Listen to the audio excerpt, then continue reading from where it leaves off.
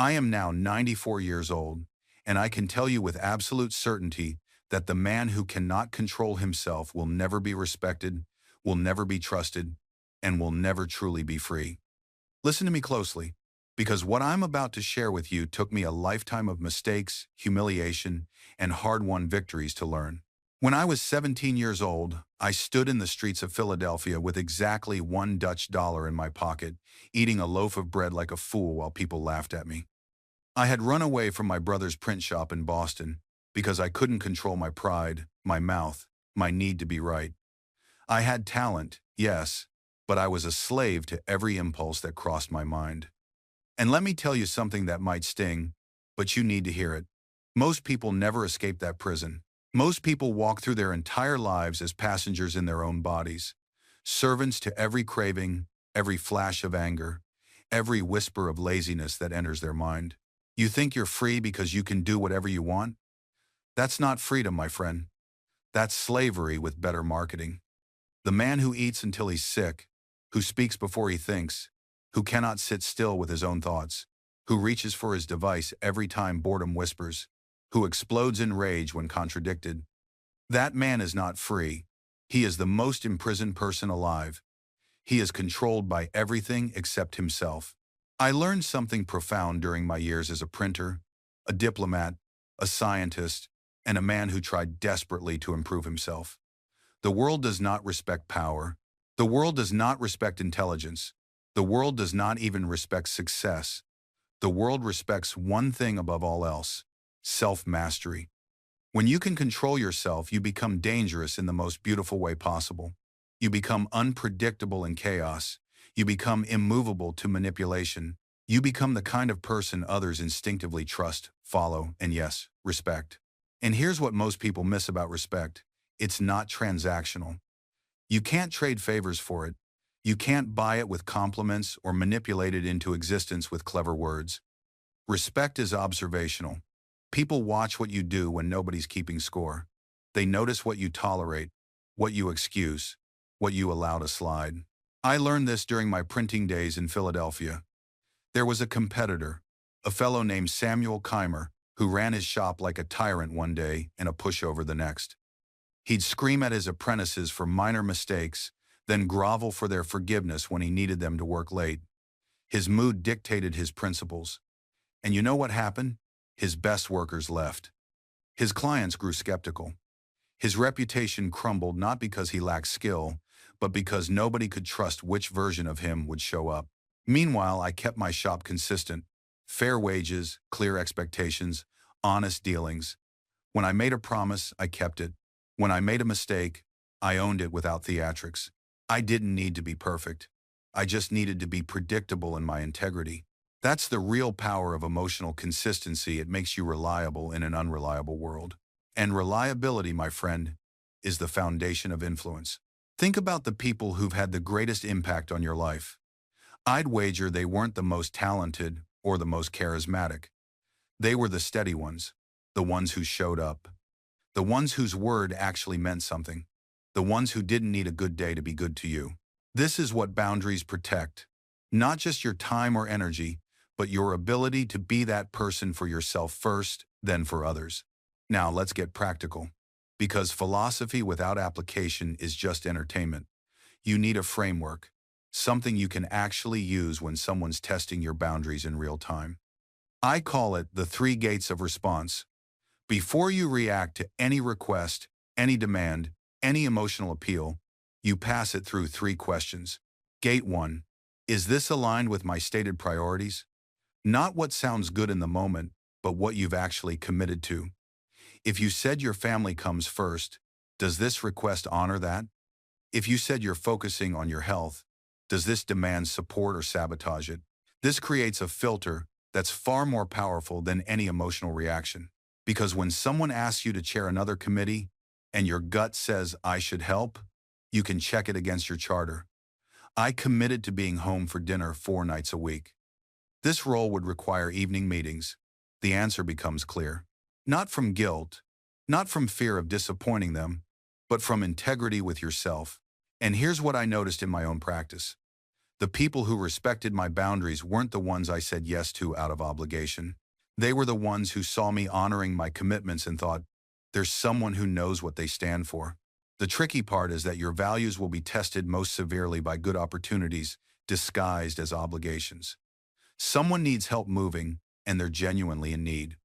A worthy cause needs volunteers, and the mission truly matters. A colleague asks for feedback on a project, and you genuinely have insights to offer. Every single one could be a good use of your time, but good isn't the standard when you're already stretched thin. The question is, good for what? Good for them, certainly. But does it serve the life you're actually trying to build, or does it slowly dismantle it, one yes at a time? I learned to ask myself, if I say yes to this, what am I actually saying no to? Because that's the hidden cost we never calculate in the moment.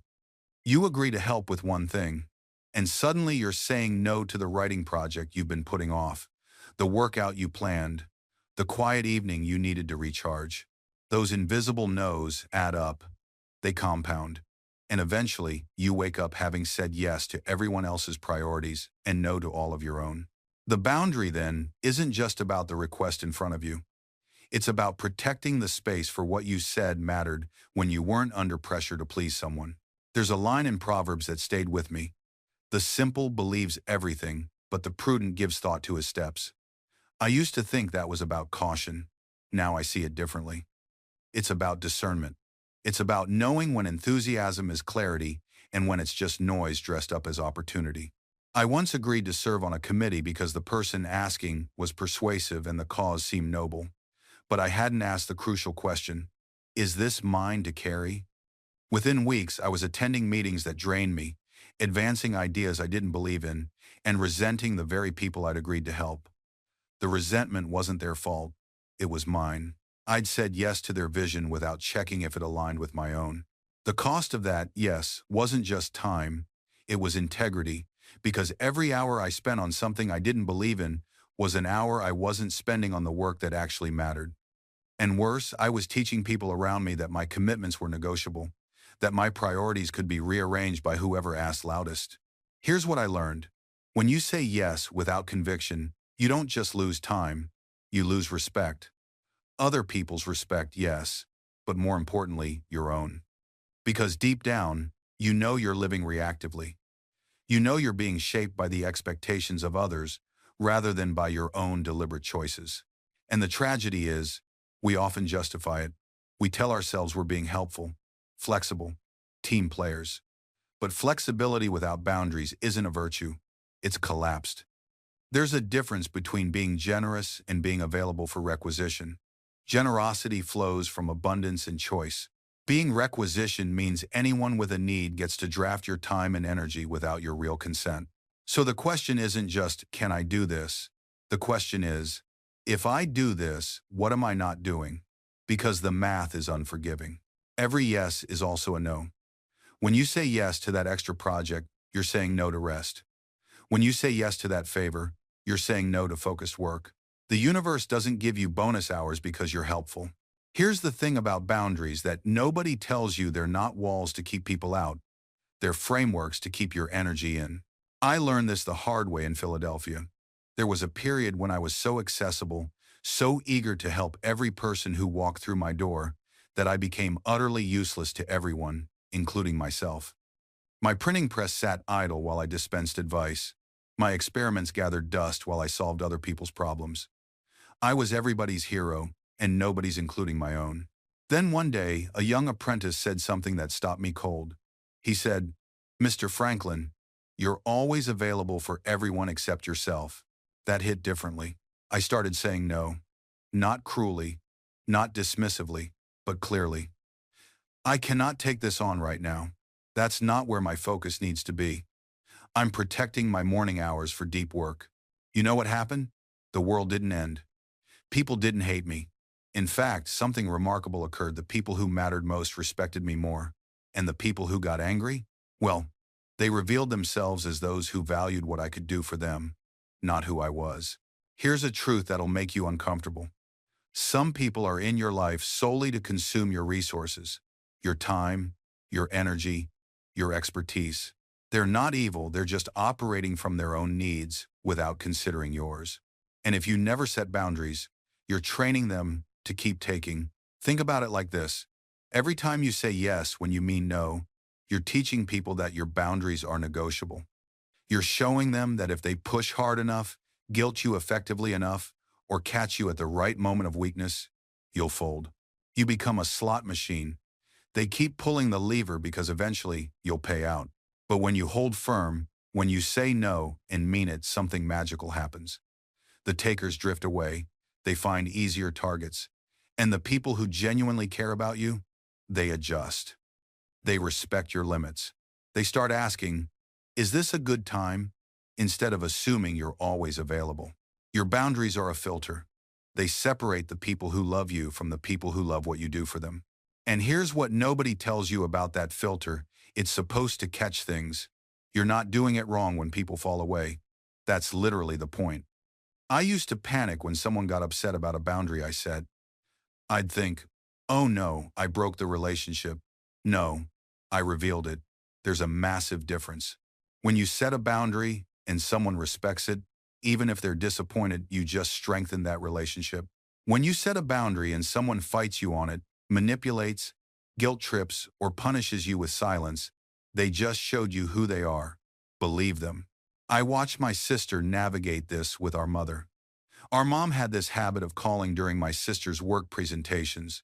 Not occasionally, like, she had a radar for the worst possible times. My sister finally said, Mom, I love you, but I can't answer calls between 9 and 5 unless it's an emergency. I'll call you every evening at 6.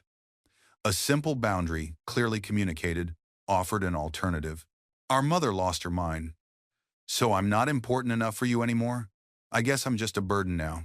Fine. Don't worry about your mother. I'll just sit here alone.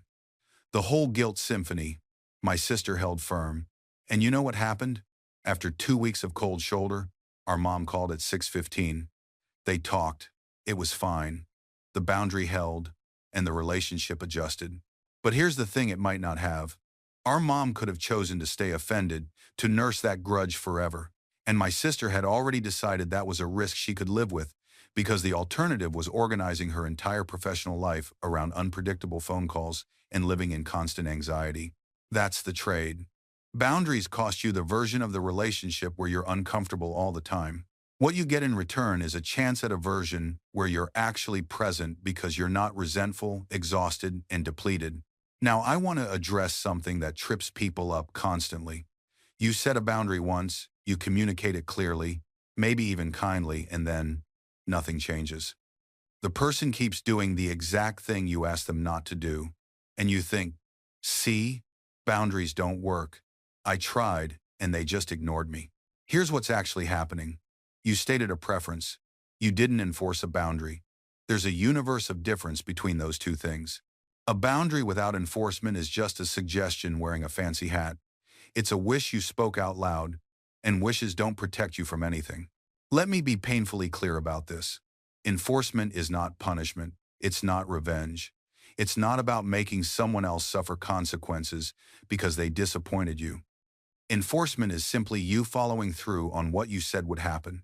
It's you taking yourself seriously enough to mean what you say. If you tell someone, I can't have this conversation when you're yelling at me, so I'll need to step away if that continues, and then they yell and you stay. You just taught them that your boundary is optional. You showed them, in real time, that your words don't match your actions, and people believe actions. Every single time. This is where it gets uncomfortable, because enforcing a boundary often means you have to do something you don't want to do. You have to leave the room. You have to end the phone call. You have to skip the family gathering. You have to let the project fail. You have to say no to the opportunity. You have to disappoint someone who's expecting you to cave like you always have. And that feels awful. It feels selfish. It feels mean. It feels like you're being the difficult one, the unreasonable one, the one who's ruining everything. But here's the reality check you need. If respecting yourself makes you the villain in someone else's story, you were never going to be the hero anyway. You were cast as the doormat. And doormats don't get respect. They get stepped on while people apologize and keep walking. Enforcement is how you show people you're serious. It's how boundaries go from being words in the air to an actual structure in your relationships. And yes, some people will be upset. Some will push back harder. Some will tell you you've changed, that you're not the person they thought you were. Good. You're not. You're becoming someone who doesn't abandon themselves to keep others comfortable. You're becoming someone who understands that your presence in someone's life is a gift, not a desperate offering they can take or leave as they please. And that changes everything about how you show up. When you stop abandoning yourself, you stop being a chameleon. You stop morphing into whatever shape you think will make them stay. You stop performing, auditioning, and constantly trying to earn a role you should have been given freely. I've watched people spend decades playing a character in their own relationships. The easygoing partner who never complains. The understanding friend who never has needs. The supportive parent who never admits they're drowning. And then they wonder why they feel invisible. Why do they feel unknown? Why even in a crowded room, surrounded by people who supposedly love them, they feel utterly alone? Here's why. Nobody knows you. They know the performance. They love the character you created for their comfort, not the messy, complex, beautiful human you actually are. And the tragedy? You can't even blame them. You never showed them the real you. You were too busy managing their feelings, too busy being who they needed, too busy abandoning yourself at the altar of their approval. I'm going to tell you something that might make you uncomfortable. People will survive your authenticity. They'll survive you having boundaries. They'll survive you expressing a need, stating a preference, or admitting you're not okay. And if they don't, if your simple act of being human causes them to retreat, to punish you with silence, to withdraw their affection like it's a privilege you just lost, then you didn't lose love. You dodged a lifetime of performing for conditional acceptance. Real love doesn't ask you to shrink. Real love doesn't require you to edit yourself down to the most digestible version. Real love doesn't make you feel like you're one honest moment away from abandonment. Real love meets you. It doesn't ask you to chase it. And when you stop abandoning yourself, you create space for that kind of love. Not by finding perfect people, but by refusing to participate in relationships that require you to disappear. You teach people how to treat you, not by what you say, but by what you're willing to tolerate. And every time you abandon yourself to make someone else comfortable, you're teaching them that your comfort doesn't matter. That's the lesson they learn. That's the dynamic you build. So when you finally stop, when you finally stand firm in who you are, it feels like betrayal to them, because you changed the rules. But here's what they don't tell you about changing the rules. You're not the one who changed them. The rules were always rigged. You're just the first one brave enough to stop playing. I learned this the hard way in my printing business. I had a competitor who spread lies about me, told everyone my work was shoddy, my character questionable. For months, I tried to win him over, sent him friendly letters, praised his work publicly, even offered collaboration. Nothing worked. He kept attacking. Then one day, I stopped. I stopped defending, stopped explaining, stopped caring what he thought. I focused entirely on my craft, my customers, and my reputation with people who actually mattered. And you know what happened? Within a year, his business declined while mine flourished. Not because I destroyed him, but because I stopped feeding the dynamic. I stopped giving him the power he wanted over my emotions. The people who weaponize your guilt need your participation. They need you to care, to defend yourself, to prove your worth, to keep trying to win their approval. When you withdraw that participation, the whole game collapses. This is why they escalate when you first set boundaries. They're not stupid. They sense the power shift, so they turn up the volume. More tears, bigger accusations, dramatic declarations of how much you've hurt them. It's a test. They're checking if the old buttons still work. Most people fail this test. The guilt overwhelms them. They apologize, backtrack, and return to the old pattern. And the manipulator learns, I just need to push harder next time. But if you hold firm, if you stay calm, stay consistent, stay boundaried even when they're melting down, something extraordinary happens. They either adjust to the new reality or they remove themselves from your life. And here's the truth nobody wants to say out loud. Both outcomes are victories. Yes, both. Because a relationship where someone respects your boundaries is better. And no relationship is better than one that requires you to abandon yourself. I know what some of you are thinking. Ben, this all sounds good in theory, but what about compromise? Isn't that what relationships are built on? And you're right to ask. Because there's a word that gets thrown around like it's the solution to everything, and that word is compromise. But here's what I've learned. There's a massive difference between compromise and self-abandonment, and most people can't tell them apart. Compromise is when two people meet in the middle on things that don't define who they are. You want Italian food, they want Mexican, you pick Thai. That's a compromise. You like the thermostat at 72, they like it at 68, you settle on 70. That's a compromise. But when does someone ask you to compromise your values, your dreams, your sense of self-worth? That's not a compromise anymore. That's erasure. Real compromise happens between two whole people who maintain their integrity while finding common ground. False compromise happens when one person shrinks so the other can expand. And I'll tell you something else. Healthy relationships don't actually require that much compromise on the big stuff. Because when two people are genuinely compatible, when they share core values and mutual respect, most things just work. You know what requires constant compromise? Forcing a connection that was never meant to be, trying to make someone fit who doesn't, bending yourself into shapes that hurt just to maintain something that feels more like work than love. I learned this the hard way with Deborah. For years, I thought I was being flexible, mature, understanding. I thought I was showing her how committed I was by constantly adjusting, accommodating, and reshaping myself to fit what she needed. But she never asked me what I needed, and eventually, I stopped asking myself too. That's the danger of false compromise.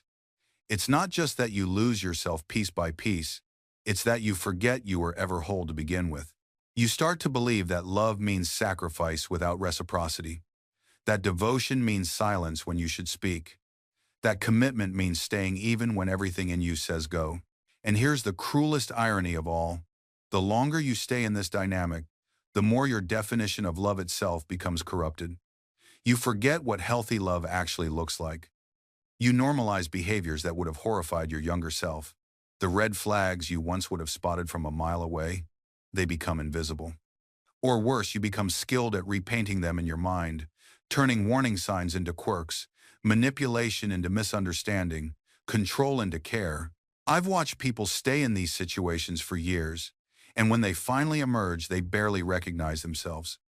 They look in the mirror and wonder, when did I become someone who accepts so little? When did I learn to make myself so small?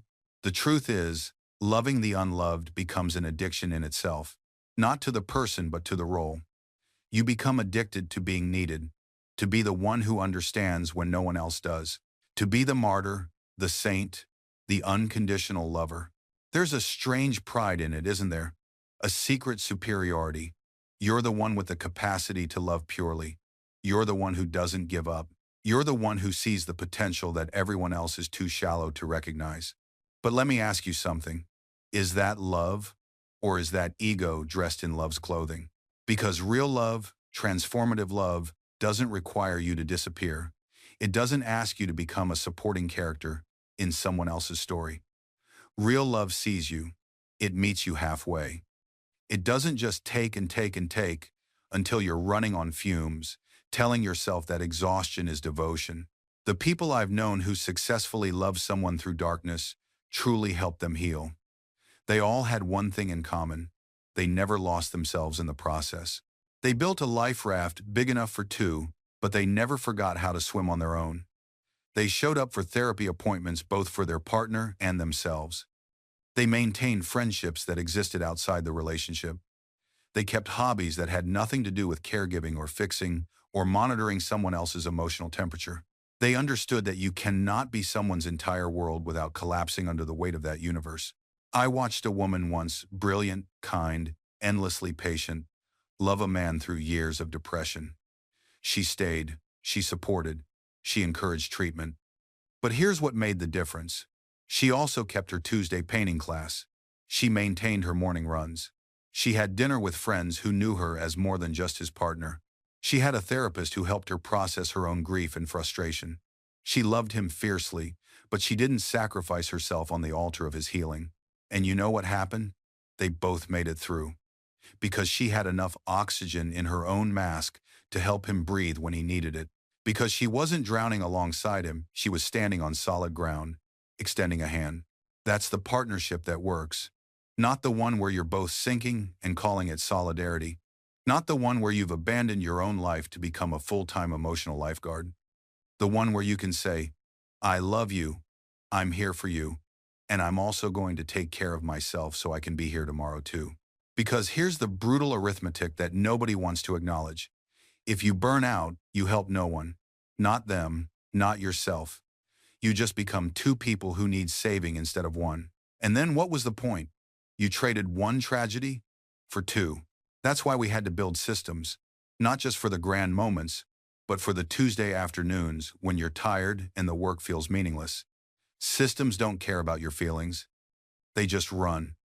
And that consistency, that reliability when you can't rely on yourself, that's what carries you through.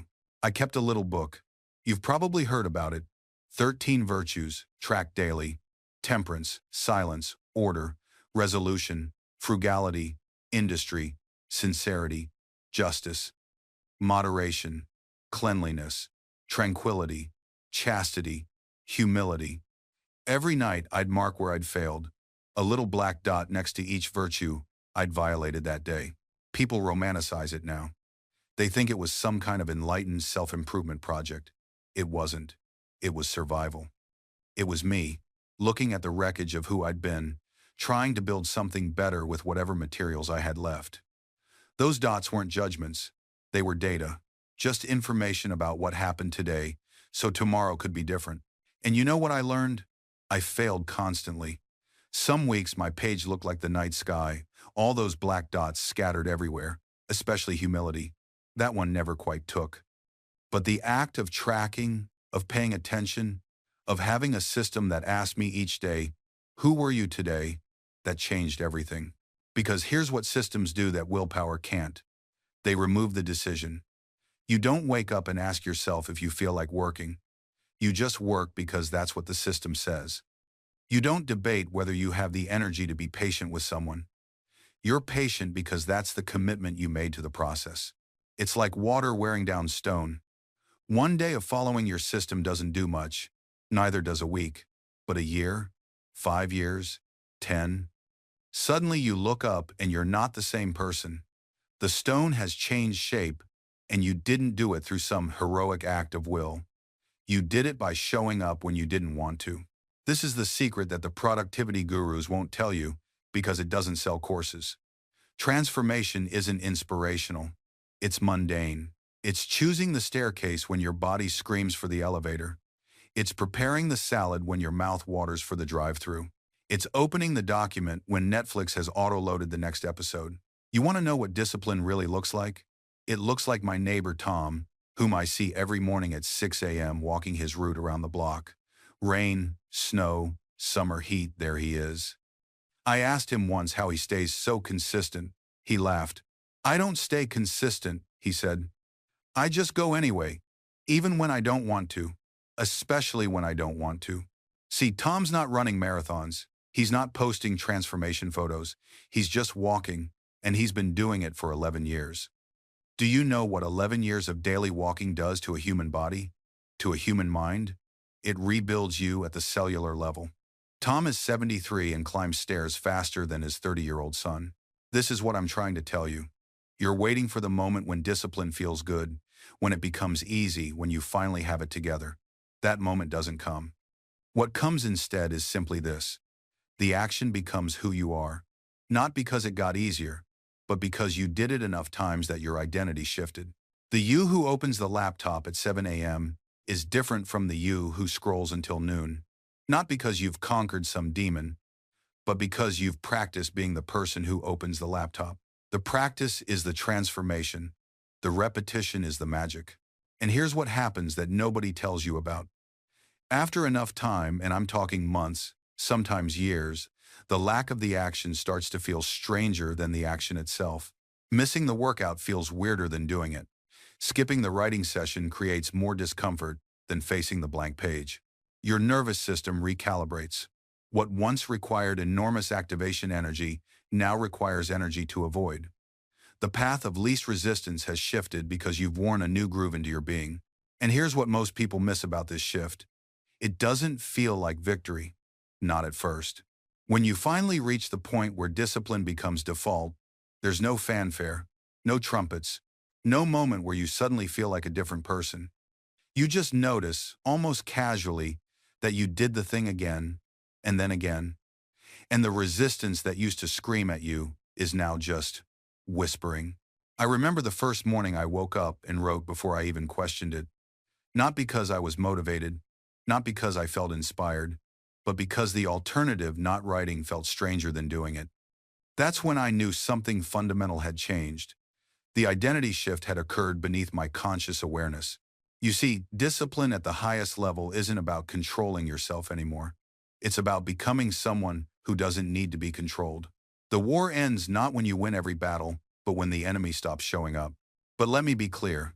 This transformation isn't permanent by default. You don't arrive at discipline and get to stay there without maintenance. The neural pathways you've built are real, but they're also vulnerable. Stop walking the path, and the groove begins to fill back in. Not immediately, but gradually, quietly, until one day you wake up and realize you're back where you started, wondering how you lost your way. This is why elite performers never truly relax their standards. Not because they're obsessive or broken, but because they understand something profound. Maintenance is easier than reconstruction. Keeping the fire burning requires far less energy than starting it from cold ashes. I watch people celebrate their transformations and then immediately dismantle their systems. They lose the weight and abandon the eating protocol. They build the business and stop doing the daily review. They achieve the goal and eliminate the structure that got them there. And they're always shocked, genuinely shocked, when they slide backward. Here's the truth they discover too late. You don't graduate from discipline. You graduate into it. The most dangerous period in any achievement isn't the struggle to get there, it's the 3 months after arrival. That's when the invisible erosion begins.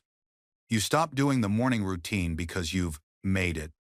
You skip the preparation because you're already successful. You abandon the practices that built you because they feel redundant. Now, I watch this with every tradesman who mastered his craft. The moment they thought their skill was permanent, the moment they believed they'd cross some finish line, was the exact moment their decline began. Not tomorrow, not eventually. That moment. Your brain doesn't store discipline like a battery. It's not something you charge up and then coast on. It's a muscle that atrophies the moment you stop using it. Every single day you choose comfort over rigor, that muscle weakens. And here's what nobody tells you. It weakens faster than it strengthens. You can spend 6 months building it and lose it in 3 weeks. I've seen men spend years climbing to positions of influence, only to destroy everything in a single season of relaxed standards. They didn't make one catastrophic decision. They made 1,000 tiny ones. They said just this once until just this once became their operating system. They compromised on small things until compromise became their character. The illusion is that you'll return to discipline when it matters, that you can flip it on like a switch when the stakes are high. But discipline doesn't work that way. It's not a tool you pick up when convenient. It's a state of being you maintain constantly, or you don't maintain at all. Think of it like this. Your disciplined self and your undisciplined self are 2 different people living in the same body. Every choice you make is a vote for which one of them gets stronger. Most people think they're just taking a break, just relaxing their standards temporarily. What they're actually doing is feeding the version of themselves they'll eventually become. And the undisciplined version is always hungrier. It grows faster. It's more persuasive. It knows exactly what to whisper to get you to feed it one more time. You've earned this. You'll start again on Monday. This doesn't really matter. Each whisper makes the next one easier to believe. And here's what makes it truly insidious. The whispers don't sound like your enemy. They sound like your friend. They sound like compassion, like self-care, like wisdom. Don't be so hard on yourself. That sounds healthy, doesn't it? Except when you're saying it every single time you're about to do the hard thing. Then it's not compassion. It's sabotage wearing compassion's mask. I've watched people destroy years of progress with a voice that sounded like kindness. A writer who spent 3 years not writing because the voice told her she needed to honor her creative rhythms. A man who stayed in a soul-crushing job for a decade because the voice convinced him that wanting more was ungrateful. A woman who never left her abusive marriage because the whisper said, "But you committed." The voice knows your values. It knows your language. It knows exactly which virtue to weaponize against your growth. If you value loyalty, it'll tell you that changing is betrayal. If you value humility, it'll tell you that ambition is arrogance. If you value compassion, it'll tell you that discipline is cruelty. This is why you can't negotiate with it. You can't reason with something that uses your own reasoning against you. You can't outthink something that knows all your thoughts before you think them. The only response is action, movement. The physical defiance of doing the thing while the voice is still talking. Because here's what the voice doesn't want you to discover. It gets quieter when you move anyway. Not silent, never silent, but quieter. Every time you act despite the whisper, you prove something to yourself. Not that the voice was wrong, but that doesn't matter whether it's right. That's the shift that changes everything. From trying to make the voice go away to simply making it irrelevant. Now you might be wondering, what does that actually look like? How do I make fear irrelevant in the middle of a panic? And I understand the question because we've been conditioned to think in terms of techniques, steps, solutions. Give me the formula. Give me the thing I do when it happens. But here's what I've learned. Making fear irrelevant isn't a technique. It's a posture. It's how you stand in relationship to the experience itself. Let me show you what I mean. Last week, I was preparing for a presentation, a talk I'd given variations of dozens of times before. And the night before, lying in bed, that familiar tightness started creeping into my chest. The thoughts began their parade. What if you blank out? What if they think you're a fraud? What if this is the time you finally fail? Old me would have fought it, would have tried positive affirmations, breathing exercises, and rationalization. Would have built an elaborate defense system against the possibility of anxiety showing up. And in doing that, I would have made the anxiety the center of everything, the sun around which my entire preparation orbited. But this time, I did something different. I noticed the fear. I acknowledged it was there. And then I asked myself a single question. Even if this anxiety stays, even if it gets worse, what's the talk I'm actually here to give? And suddenly my focus shifted. The anxiety didn't disappear. Not at all. But it became background noise because I redirected my attention to what actually mattered. The message, the people I was speaking to, the value I wanted to create. That's what making fear irrelevant looks like. It doesn't mean the fear isn't there. It means you stop organizing your entire life around whether it's present or absent. You stop giving it veto power over your decisions. You acknowledge it the way you'd acknowledge a car alarm going off in the distance while you're having an important conversation. Yes, it's annoying. Yes, you hear it. But it doesn't determine what you say next. The pause between insult and response, that's where your power lives. In that gap, you choose who you become. I practice this daily in Philadelphia. Someone would question my printing quality, mock my appearance, and spread rumors about my finances. And in that split second before I opened my mouth, I'd ask myself, does responding to this serve my larger purpose, or does it merely serve my wounded pride? Most often, my pride was begging for a fight, but my purpose required peace, so I'd smile, change the subject, sometimes even agree with parts of their criticism that they held. The result?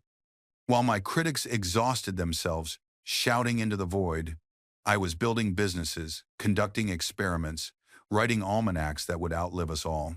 They won the moment. I won the years.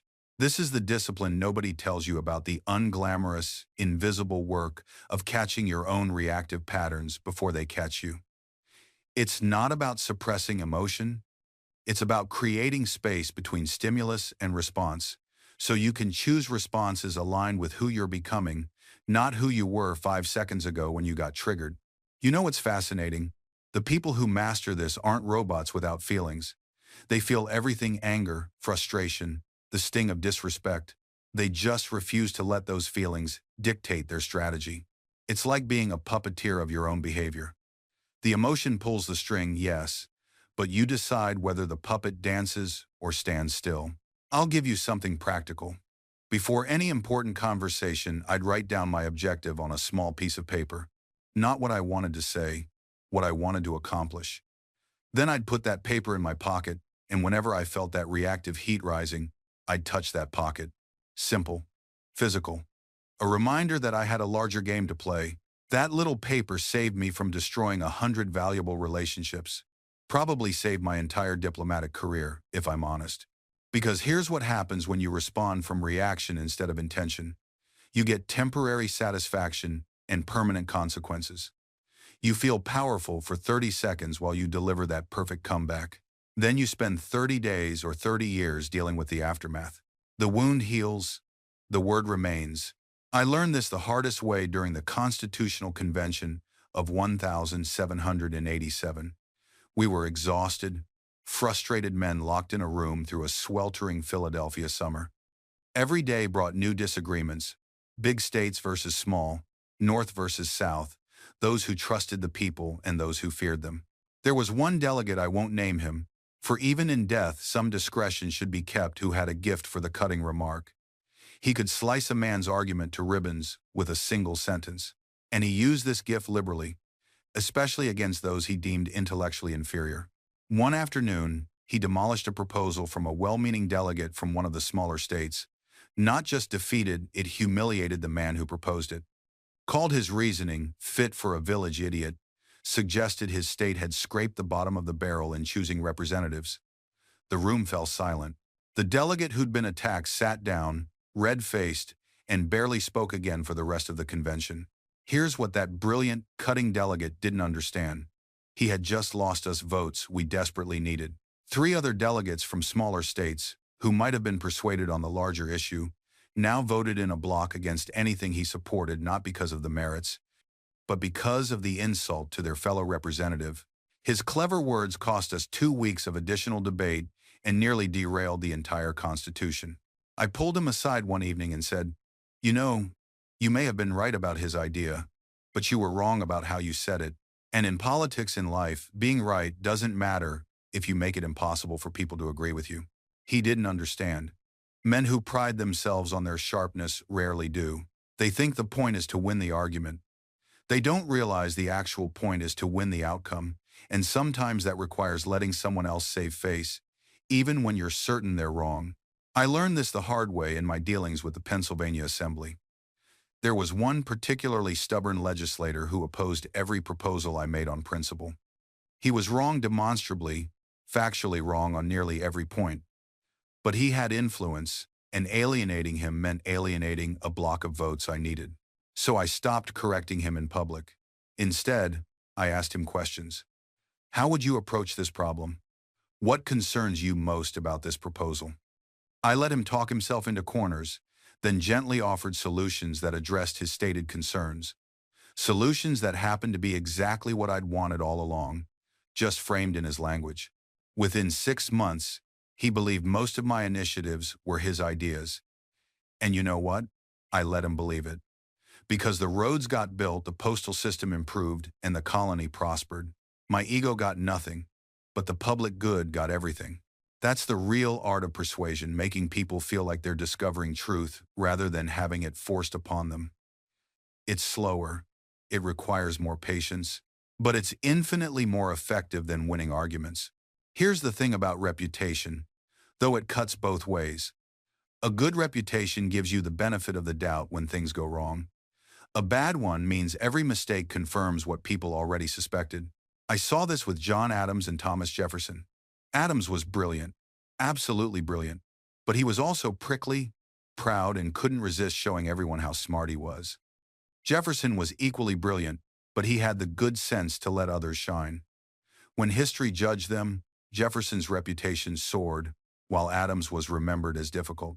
The difference wasn't intelligence, it was emotional intelligence. Jefferson understood that people don't just remember what you accomplished, they remember how you made them feel in the process. Your reputation isn't built in grand moments. It's built in 1,000 small interactions: how you treat the waiter, how you respond when someone disagrees with you, whether you take credit or share it, whether you gossip or stay silent. Jefferson taught me that reputation is like credit. It takes years to build and seconds to destroy. Every interaction is a deposit or withdrawal from an account you can't see, but everyone is tracking. The diplomat who remembers your assistant's name, the leader who admits when they're wrong, the colleague who celebrates others' victories as loudly as their own. These are the people we trust, the people we protect, the people we promote. I watched Jefferson navigate the treacherous waters of political rivalry with remarkable grace. When Hamilton attacked his ideas in cabinet meetings, Jefferson didn't respond with personal attacks. He defended his positions with evidence and reason, never making it about the man, always about the principles. When he disagreed with Washington, he did so privately and respectfully. He understood that burning bridges might feel satisfying in the moment, but you often need to cross those same bridges later. Your reputation precedes you into every room you'll ever enter. It opens doors before you knock. It creates opportunities you never applied for. It makes people want to help you succeed, but it's fragile, more fragile than any of us wants to admit. One moment of lost temper, one cutting remark, one act of petty revenge, and suddenly people see you differently. The trust evaporates. The benefit of the doubt disappears. Jefferson once told me about a political enemy who had spread vicious rumors about him. I asked what he planned to do about it. Nothing, he said. My actions will speak louder than his words. He was right. The enemy eventually destroyed his own credibility through his relentless attacks, while Jefferson's restraint made him look dignified and trustworthy. That's the paradox of reputation. The more desperately you defend it, the less credible you appear. The people with the strongest reputations rarely talk about themselves. They let their work speak. They let others tell their story. They focus on being worthy of a good reputation rather than managing the perception of one. And perhaps nowhere is this truer than in how they handle mistakes. You see, everyone slips. Everyone stumbles. I've burned bread in my own ovens, misprinted entire runs of the Gazette, and said things in haste that I regretted at leisure. The difference isn't in whether you err, it's in what you do afterward. The insecure person hides their mistakes. They bury them, blame others, and make excuses. They see an error as a threat to their carefully constructed image. So they deny, deflect, and defend. They waste more energy covering up the mistake than they would have spent fixing it. The confident person owns it immediately. I was wrong. Here's how I'll make it right. No drama. No elaborate justification. Just honest acknowledgement and corrective action. I learned this watching a merchant in Philadelphia, a woman who ran a textile shop. One day, she sold a customer fabric that she described as color fast. The customer returned a week later, furious, with a dress that had bled purple onto her other laundry. Now, this merchant could have argued. She could have said the customer washed it wrong, that the dye was standard for the time, or that no refund was possible. Instead, she simply said, "You're right. I was mistaken about that fabric. Let me replace everything that was damaged." The customer was stunned into silence. She'd come prepared for a fight and found immediate accountability instead. Not only did she become a loyal patron, but she also told everyone she knew about the merchant's integrity. That one mistake, handled well, brought in more business than a dozen perfect transactions. This is what insecurity never understands. People don't expect perfection. They expect honesty. When you own your errors quickly and completely, you do something remarkable. You show that your integrity matters more than your ego. You demonstrate that you're more committed to being trustworthy than to appearing infallible. And here's the paradox. Admitting you were wrong actually makes people trust you more, not less. Because everyone knows that people make mistakes. When you never admit yours, they don't think you're perfect, they think you're dishonest. They know you've erred. They're just watching to see if you have the character to acknowledge it. The truly confident person understands this. They know that a reputation built on pretense is fragile, but one built on honest accountability can weather any storm. I learned this lesson repeatedly throughout my life, and one instance stands out with particular clarity. During my time as Postmaster General, I made a significant error in judgment regarding the routing of mail through certain colonial territories. The decision seemed sound on paper, but in practice, it created delays and considerable frustration for merchants who depended on timely correspondence. I could have quietly adjusted the routes and hoped the matter would fade from memory. Instead, I published a public acknowledgement in the Pennsylvania Gazette, explaining my reasoning, admitting my miscalculation, and detailing the corrections being implemented. Some advisors thought this transparency unnecessary. Why draw attention to a mistake? The response taught me everything I needed to know about human nature and leadership. Rather than losing credibility, I gained it. Merchants who had been vocal critics became defenders, telling others that while anyone can make an error, not everyone has the integrity to own it publicly. That transparency became a foundation of trust that served me throughout my public service. This principle applies equally whether you're leading a nation or managing a household. When you make a promise to your children and circumstances prevent you from keeping it, the instinct might be to offer excuses or minimize the disappointment. But children are remarkably perceptive. They learn more from watching how you handle failure than from observing your successes. I promised we would go to the fair today, and I failed to manage my time properly. I'm sorry. I broke my word, and that's not acceptable. We will go next Saturday, and I'll make certain nothing interferes. Teaches a profoundly different lesson than, well, things came up, you understand. One teaches accountability and the value of keeping commitments. The other teaches that words are merely aspirational sounds we make, subject to convenient revision when inconvenient. The same applies in every professional domain. The contractor who discovers he's underestimated a job cost faces a choice. He can cut corners to maintain his margin, or he can acknowledge the miscalculation and either absorb the difference or renegotiate honestly. The second path builds reputation. The first destroys it, one compromise beam at a time, until eventually the structure fails and everyone discovers what was hidden beneath the surface. I've watched this pattern repeat itself across centuries of commerce and relationships. The merchant who shorts the weight on his scales believes he's gaining an advantage. What he's actually doing is setting a timer on his own business. Perhaps it runs for months, perhaps years, but it always reaches zero, because deception is not a sustainable business model, it's a countdown to irrelevance. And here's what truly fascinates me about this dynamic. The energy required to maintain deception far exceeds the energy required to simply tell the truth from the beginning. Think about what happens when you build something on a false foundation. Every subsequent decision must account for that original lie. You must remember what you said, to whom, and when. You must construct additional stories to support the first fabrication. You must manage the anxiety of potential discovery. You must avoid certain people, situations, and conversations that might expose the inconsistency. This is exhausting. It's mentally depleting. It diverts cognitive resources away from productive work and toward damage control. Meanwhile, the person who simply stated the truth from the outset carries no such burden. Their story doesn't change because it was never fabricated. They don't avoid anyone because they have nothing to hide. They sleep soundly because there's no impending revelation that could undermine their position. I remember a case in Philadelphia involving two printing operations. Both secured contracts under competitive circumstances. The first printer, eager to win the bid, promised delivery in 2 weeks, knowing full well the timeline was unrealistic. The second printer honestly stated it would take 4 weeks, given current capacity. The first printer won the contract. Then began the scramble, working overnight, producing rushed work, making errors that required reprinting, missing the 2-week deadline anyway, delivering substandard product, and ultimately losing not just that client but several others who heard about the debacle. The second printer, meanwhile, completed other projects, delivered them on schedule, and built a reputation for reliability that brought steady work for decades.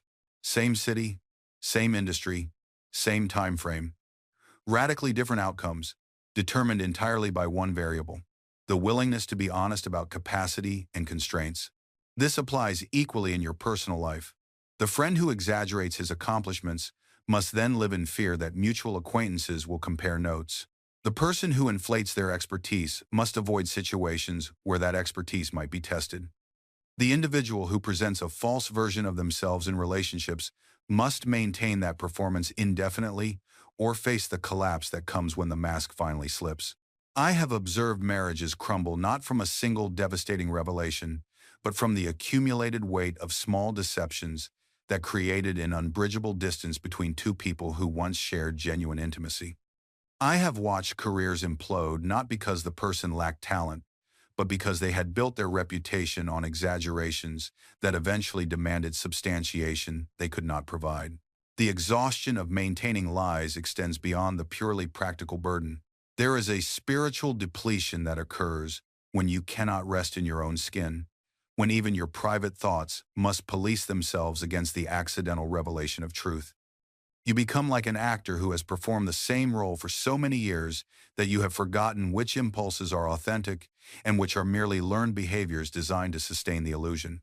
What troubled me most in my observations was witnessing how lies corrupt not just your relationship with others, but your relationship with yourself. When you habitually present falsehoods to the world, your internal sense of identity becomes fragmented. You lose the ability to accurately assess your own strengths and weaknesses because you have spent so much energy maintaining an alternative narrative. This self-deception may be the most insidious cost of all, for it robs you of the possibility of genuine growth. A person who lies about their failures cannot learn from them.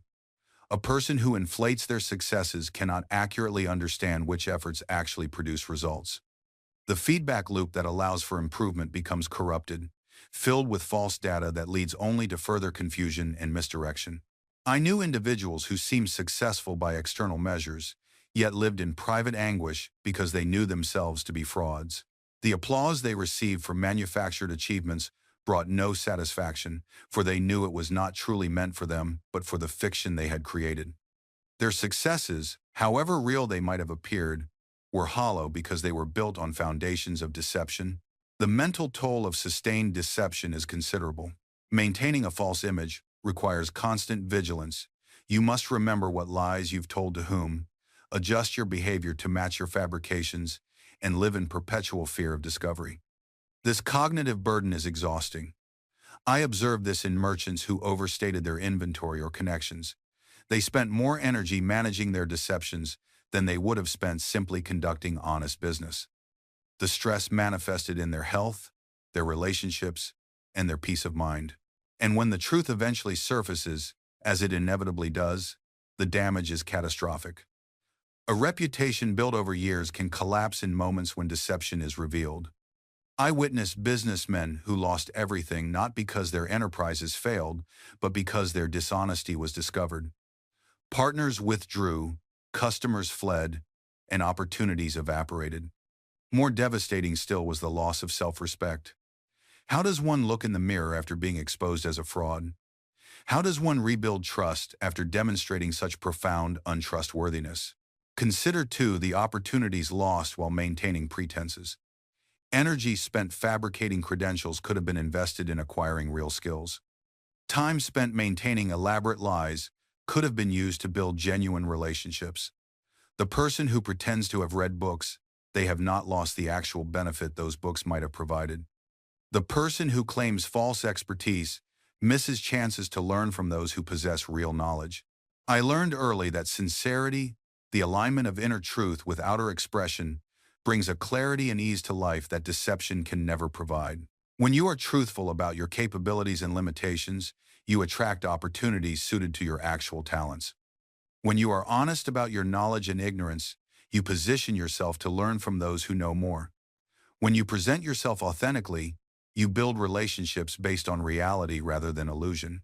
I observed this phenomenon throughout my various careers.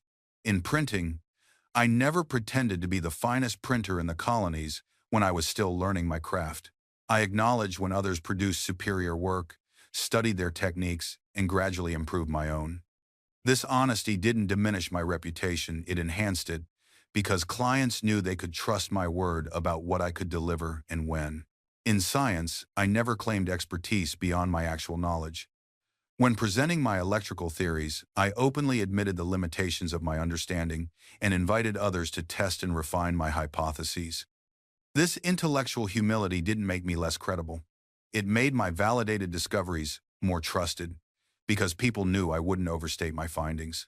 The fourth principle I discovered is that humility creates space for collaboration. When you approach others with genuine respect for their knowledge and contributions, you build alliances that amplify everyone's effectiveness.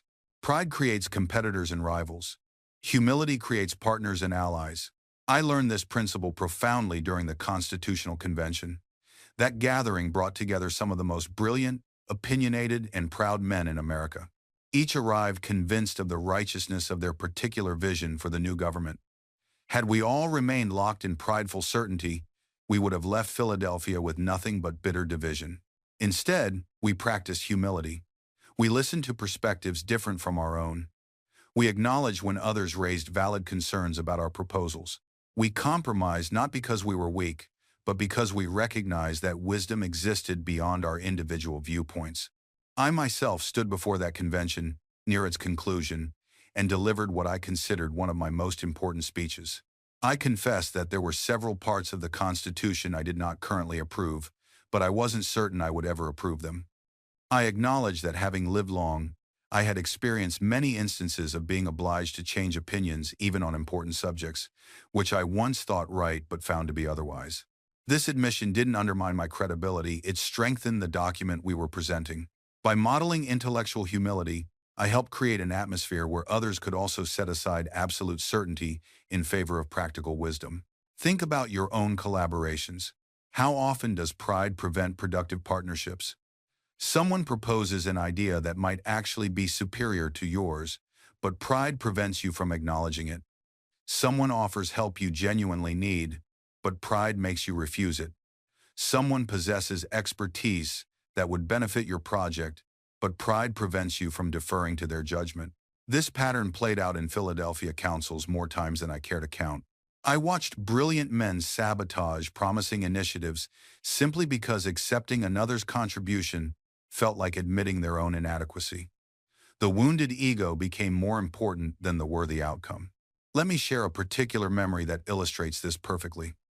There was a gentleman in our junto, a man of considerable intellect and even greater vanity. During one discussion about improving Philadelphia street lighting, a younger member proposed a specific lantern design he'd observed working remarkably well in London. The design was objectively superior, better ventilation, easier maintenance, and more durable construction. But this proud gentleman had already committed to a different design. Not publicly, mind you, but in his own mind he'd already decided which approach was best. And so when this superior alternative was presented, he spent the next 30 minutes identifying trivial flaws and imaginary problems. He erected elaborate intellectual scaffolding to justify his original preference, when the simple truth was that his pride couldn't tolerate being wrong. The truly tragic part? He knew it. I could see it in his eyes during that discussion, the moment where truth knocked on the door of his consciousness and pride simply refused to answer. He understood the other design was better, but that understanding only made his resistance fiercer because now he was defending not just his idea, but his identity as someone who doesn't make mistakes. We eventually adopted the superior design, but only after weeks of unnecessary delay and debate. The streets of Philadelphia remained darker, longer than they needed to be, all because one man's pride required extensive negotiation before it would surrender to obvious sense. This is what I mean about pride's costliness. We don't just pay with our own diminished wisdom, we charge interest to everyone around us. Projects stall, progress slows. Truth waits patiently outside while pride rearranges furniture inside the mind, making everything look intentional. And here's what pride will never tell you. Nobody else is fooled by this performance. When you reject good counsel out of pride, everyone recognizes exactly what's happening. They see the machinery of ego operating behind your arguments. Your reputation suffers precisely from the defensive maneuvering you thought would protect it. The young man who rejects his master's technical correction, the politician who dismisses expert testimony that contradicts her preferred policy, the executive who ignores market data because it challenges his strategic vision in every case. The damage comes not from the initial error, but from the visible choice to protect ego over truth. I've noticed something fascinating about how reputation actually works in human communities. We imagine it's built on never being wrong, but that's a child's understanding. Real reputation, the kind that opens doors and builds influence, rests on something entirely different. The pattern of how you respond when challenged. Think about the people you most respect in your field. If you're honest, you'll realize they're not the ones who pretended to be infallible. They're the ones who acknowledged mistakes gracefully, who integrated new information visibly, who said, "You're right, I hadn't considered that, without their voice catching on the words. The world forgives error. It's practically designed for it. What the world struggles to forgive is the insistence on error after it's been exposed. That's when patience runs out, when people stop offering you information, when your name becomes attached not to competence, but to stubborn fragility. I learned this through painful repetition in Philadelphia's political circles. Early in my public service, I would defend positions past the point of logic simply because I'd stated them publicly. I thought changing my mind would appear weak. What actually happened was worse. I appeared brittle, unreliable, someone whose public statements bore no relationship to evidence. The turning point came when I began explicitly thanking people who corrected me, especially in public settings. An excellent point I had not considered became one of my most powerful phrases. Not because it was diplomatic theater, but because it was demonstrably true. I genuinely hadn't considered their perspective, and now I had better information than before. The effect on my reputation was remarkable.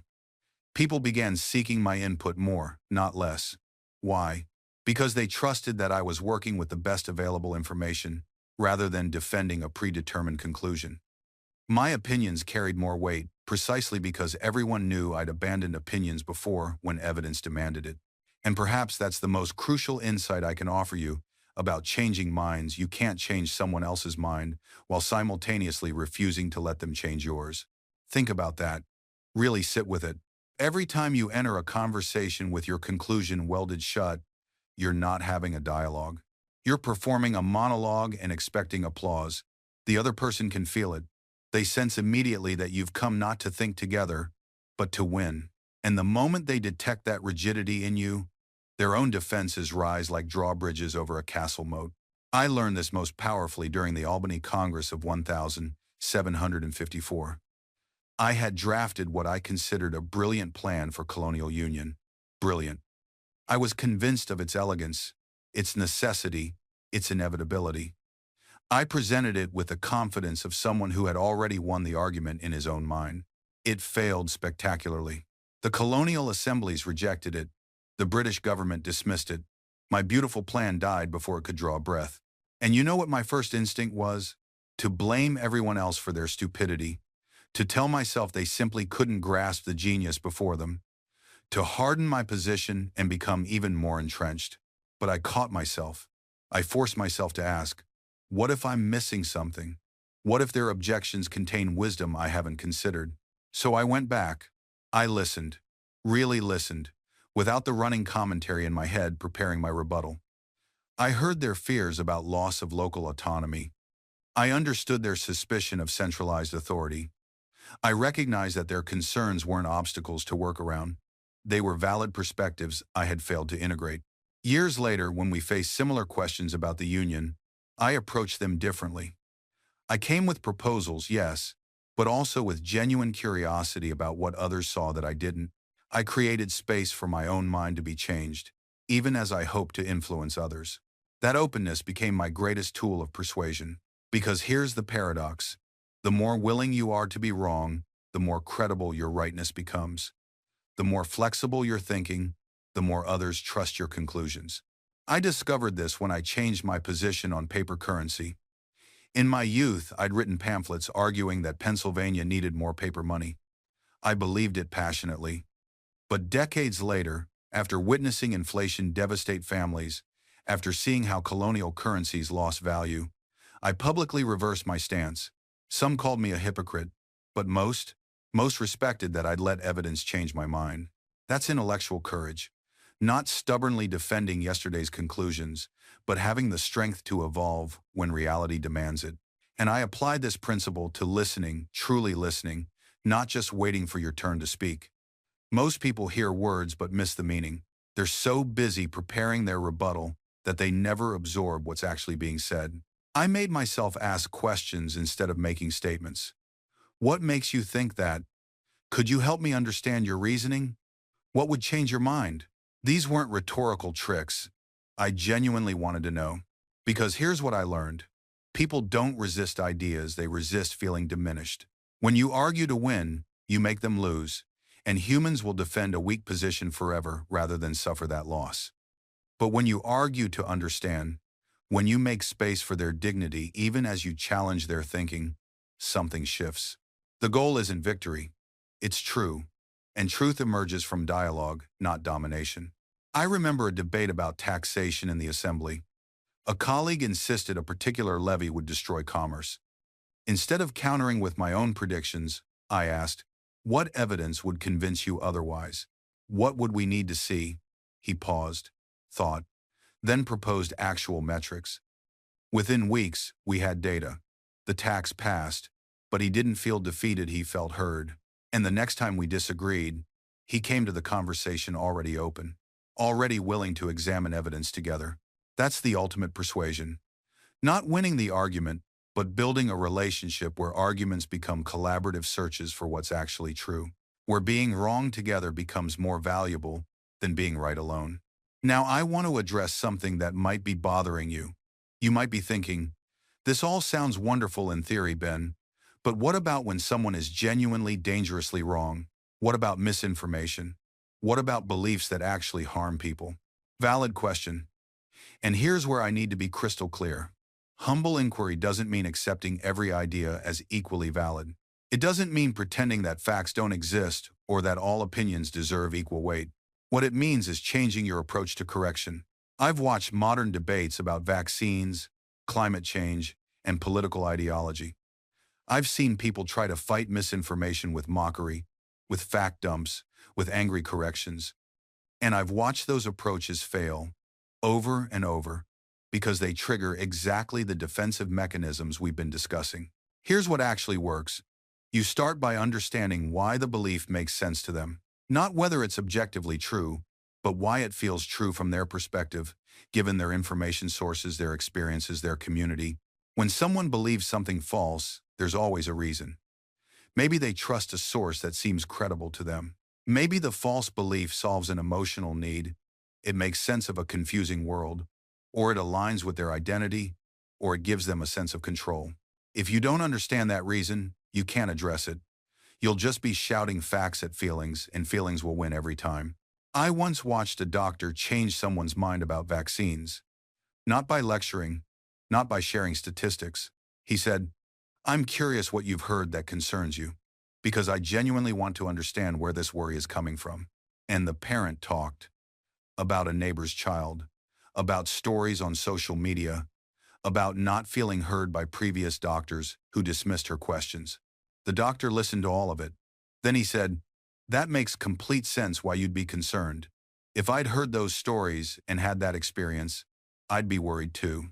Can I share what I've seen in my practice, and then maybe we can figure this out together? He didn't win by being right. He won by making being right feel safe instead of threatening.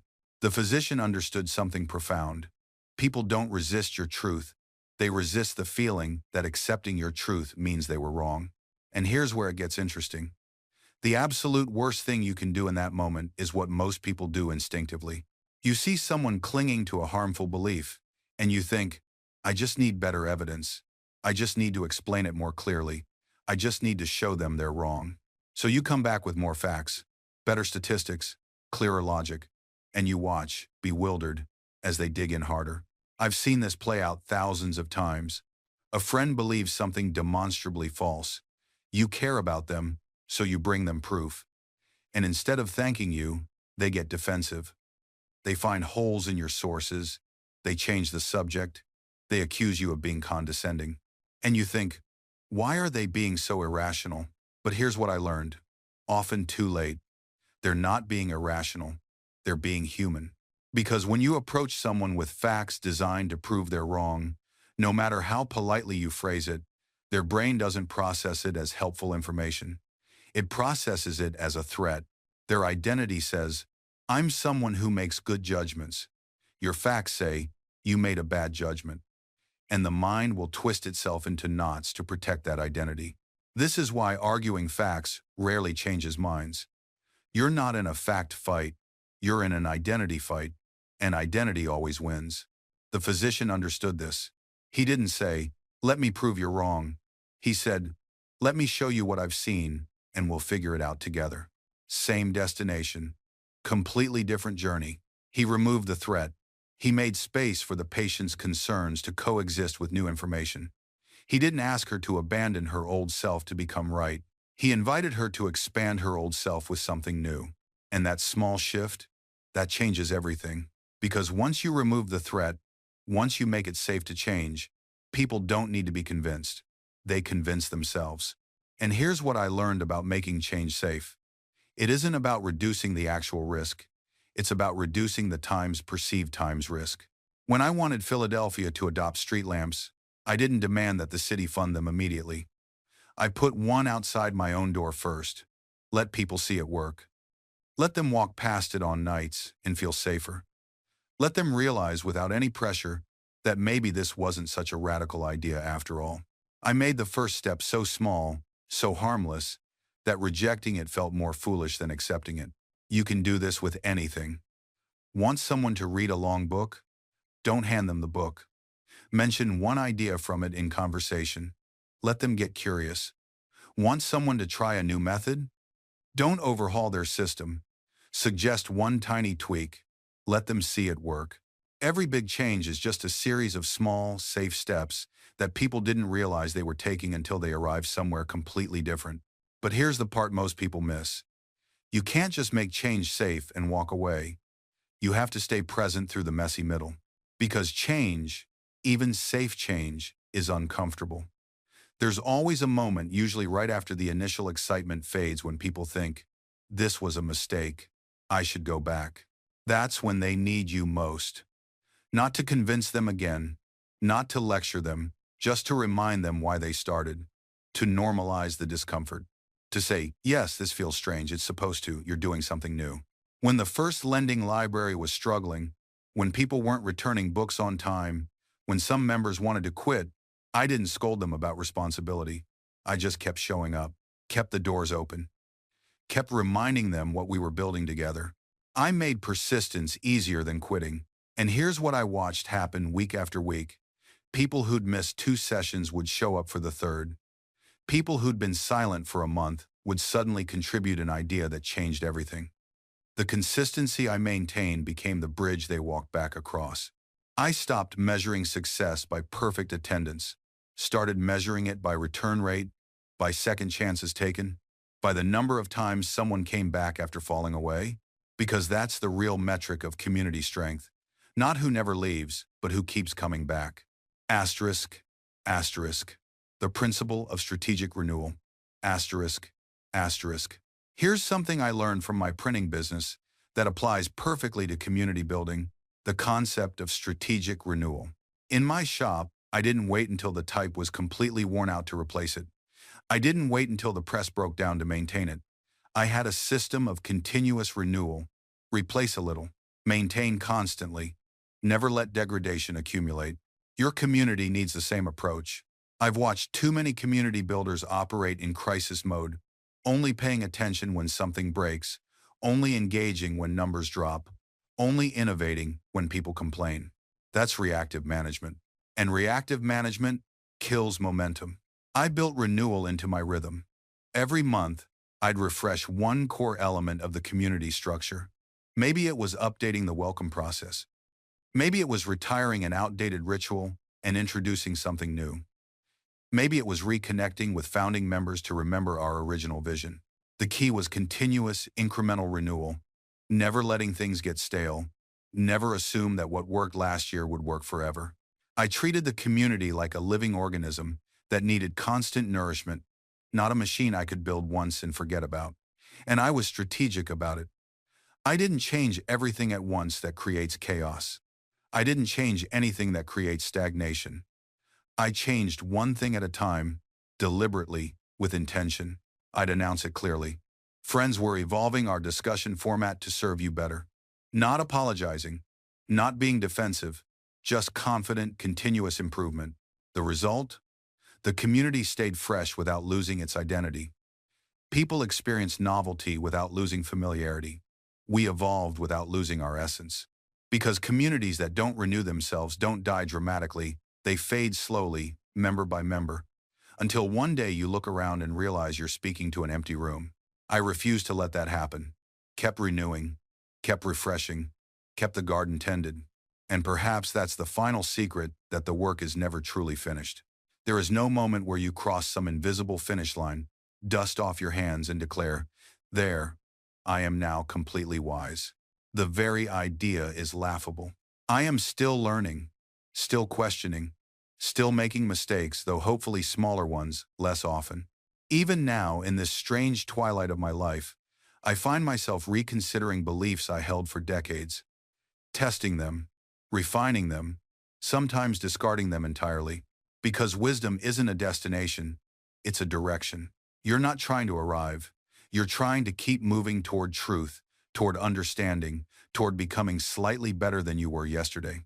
Someday, the progress is invisible, some years even, but the direction matters more than the speed. I think about the young man I was so certain, so hungry to prove himself, so convinced that intelligence was the same as wisdom, and I feel tenderness for him. He was doing his best with what he knew, just as you are doing your best with what you know right now. The mistakes you're making, they're not failures. They're tuition payments for the education that only experience can provide. The question keeping you up at night, they're not weaknesses. They're evidence that you're thinking, growing, refusing to settle for easy answers. The uncertainty you feel about your path, that's not confusion. That's wisdom beginning to dawn, the recognition that life is more complex, more nuanced, more beautiful than the simple stories we tell ourselves when we're young. You are exactly where you need to be. Not because this moment is perfect, but because it's real. And from real moments, honestly examined, wisdom grows. So be patient with yourself. Be curious about your experience. Be honest about what you don't know. Read widely, listen deeply, question everything, including your questions. Build something. Serve someone. Create more than you consume. Keep a record of your journey, not to impress others, but to learn from yourself. And remember, the goal isn't to become some perfect, polished version of yourself that never struggles or doubts. The goal is to become more fully human, more aware, more compassionate, more capable of holding complexity without collapsing into cynicism. That's what wisdom looks like, not certainty, but clarity, not perfection, but purpose, not knowing everything, but understanding what matters. And here's what I learned printing times. Poor Richard's Almanac Times year after year. People don't need more information. They need wisdom they can use on Monday morning. I didn't fill those pages with abstract philosophy. I gave them proverbs they could apply when negotiating with a difficult neighbor, when deciding whether to extend credit to a customer, and when teaching their children about money. A penny saved is a penny earned isn't poetry. It's a decision-making framework disguised as folk wisdom. The modern world drowns you in data while starving you of understanding. You can access the entire Library of Alexandria from your pocket, but you're more confused than ever about what to do with your life. That's because knowledge without application is just entertainment. It's mental candy sweet, but it doesn't nourish. I spent decades experimenting. With electricity, yes, but also with civic organizations, with printing techniques, with diplomatic strategies, with urban planning. Each experiment taught me something I could use. And I shared those lessons not in academic journals that 7 people would read, but in formats ordinary people could digest and implement. That's the final secret. Wisdom is only wisdom if it moves from your head to your hands. You can know everything about exercise physiology and still be out of shape. You can understand negotiation theory and still get walked over in business deals. You can read 1,000 books on relationships and still push away everyone who loves you. The gap between knowing and doing is where most potential dies. I wasn't the smartest person in Philadelphia, but I was relentless about taking what I learned and testing it in the real world. My Junto Club existed specifically for this. We'd discuss ideas, then go implement them and report back. Theory refined by practice. Practice informed by theory. That's the loop that builds actual competence. So here's my challenge to you as we close. Pick one thing, not 10 things. One insight from this conversation that resonates in your gut. One principle that, if you actually applied it consistently for the next 90 days, would measurably improve your life. Maybe it's the habit of touching everything once. Maybe it's the discipline of morning silence. Maybe it's the courage to have that difficult conversation you've been avoiding.